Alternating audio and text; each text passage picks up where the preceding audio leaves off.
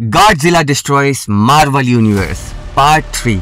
अभी तक पार्ट 1 और पार्ट 2 की कहानी में गॉडजिला मार्वल यूनिवर्स को एक तूफान की तरह उजाड़ता हुआ आगे बढ़ रहा था, लेकिन पार्ट 2 के अंत में कहानी ने एक नया ट्विस्ट लिया। डॉक्टर स्ट्रेंज ने गॉडजिला को एस्ट्रल डायमेंशन के अंदर सील कर दिया, एक ऐसी जगह जहां टाइम का कोई फ्लो नहीं होता और स्पेस का कोई मतलब नहीं होता, लेकिन गॉडजिला वहां पर जिंदा है। और अब पार्ट 3 की कहानी यहीं से शुरू होती है। एस्ट्रल डायमेंशन के अंदर गॉडजिला कई सालों तक भटकता रहा। उसने एंशिएंट डीमंस का सामना किया और उनका सफाया किया, और एक के बाद एक वहां पर रहने वाली सभी एंटिटीज का काम तमाम कर दिया। गॉडजिला ने एस्ट्रल डायमेंशन के अंदर इतना भयंकर डिस्ट्रक्शन फैलाया जिससे गॉडजिला ने डोरमामू की अटेंशन खींच ली। डोरमामू गॉडजिला के सामने आता है और कहता है, मैं सोच भी नहीं सकता कि अर्थ का सॉर्सरर सुप्रीम इतनी ब्रूटैलिटी तक आ जाएगा, लेकिन मुझे यह डायरेक्टनेस पसंद है। फिर वो गॉडजिला से पूछता है, हे छिपकली, तुम डॉक्टर स्ट्रेंज का क्या संदेश लेकर आए हो?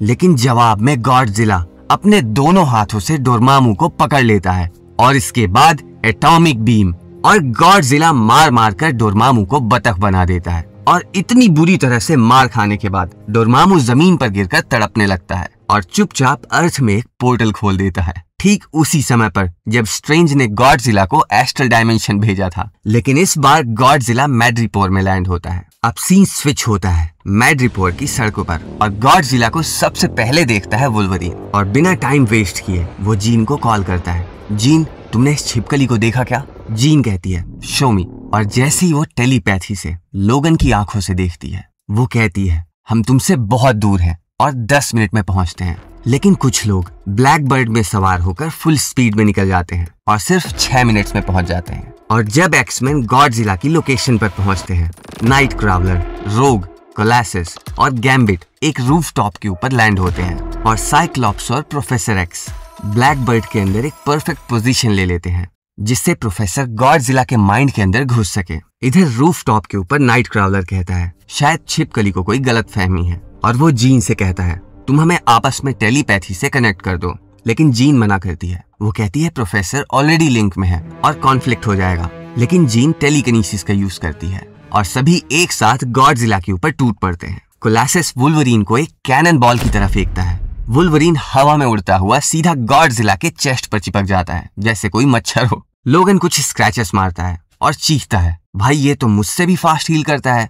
लोगन कहता है, इसकी हाइट बहुत थिक है। लेकिन तभी पीछे से एक आवाज आती है, शायद तुम्हारे लिए लोगन, लेकिन मेरे लिए नहीं। और यह आवाज थी मैग्नीटो की। और मैग्नीटो अपनी पावर से वुल्वरीन के एडेमेंटियम को पकड़ लेता है और लिटरली वुल्वरीन को एक ड्रिल बना देता है और गॉडजिला की चेस्ट में घुसा देता है। लोगन चिल्लाता है, रुक जा भाई, क्या करता है? लेकिन मैग्नीटो वुल्वरीन को गॉडजिला के हार्ट के थ्रू ड्राइव करता है और गॉडजिला धड़ाम से गिरता है। उसकी आंखें रोल बैक कर जाती हैं। मैग्नीटो कहता है, अलविदा छिपकली। मैग्नीटो को लगा कि वो जीत चुका है, लेकिन अगले ही पल गॉडजिला उठ खड़ा होता है और वुल्वरीन अभी भी गॉडजिला के अंदर फंसा हुआ है।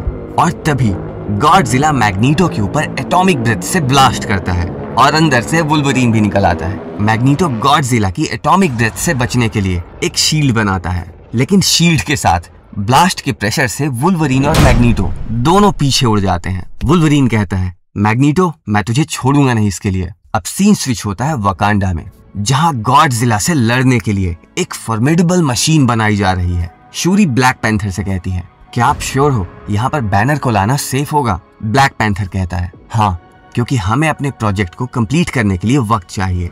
ब्लैक पैंथर शूरी को एक बॉक्स देता है और कहता है, इसे बैनर को दे देना मेरे कॉम्प्लीमेंट्स के साथ में। शूरी कहती है, अगर इसमें वही है जो मैं सोच रही हूँ, तो क्या हम इसे बैनर को देकर दुनिया को बचा रहे हैं या फिर मिटा रहे हैं? ब्लैक पैंथर कहता है, कभी कभी दोनों एक ही चीज लगती हैं। बैनर को हमारे शोर्स पर ले आओ, गॉडजिला खुद आएगा वहां, एक्समैन लेकर आएंगे उसे। दूसरी तरफ मैड्रिपोर में गॉडजिला हर तरफ तबाही फैला रहा है। नाइट क्रावलर हर तरफ टेलीपोर्ट होकर लोगों को बचा रहा है, और इसी बीच नाइट क्रावलर को एक चीज मिलती है, एक बैरल जिसके अंदर भयंकर मिर्च पाउडर भरा हुआ है। नाइट क्रावलर एक प्लान बनाता है और वो सोचता है, चलो गॉडजिला को मिर्ची पाउडर सुंघा देते हैं। वो बैरल को गॉडजिला के सामने छोड़ देता है और कहता है, हे गॉडजिला, सरप्राइज। और तभी स्कॉट बैरल को ब्लास्ट कर देता है और मिर्ची पाउडर का एक भयंकर धमाका होता है। लेकिन गॉडजिला सिर्फ एक छींक मारता है और आगे बढ़ने लगता है। इसी बीच प्रोफेसर चार्ल्स गॉडजिला के माइंड के अंदर झांकता है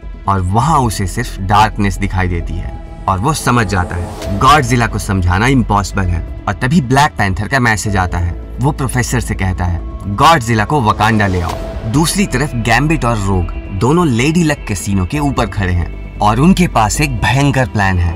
वो कैसीनो के साइन बोर्ड में लगे हुए बड़े बड़े प्लेइंग कार्ड्स को निकाल लेते हैं और फिर एक के बाद एक गैम्बिट उन सभी कार्ड्स को चार्ज करने लगता है और फिर जीन, मैग्नीटो, नाइट ट्रैवलर सभी के सभी एक साथ मिलकर कार्ड्स का तूफान बना देते हैं और गॉडजिला इस भयंकर हमले के लिए तैयार नहीं था। गॉडजिला धड़ाम से गिरता है प्रिंसेस बार के ऊपर और यह वुल्वरीन का फेवरेट बार था।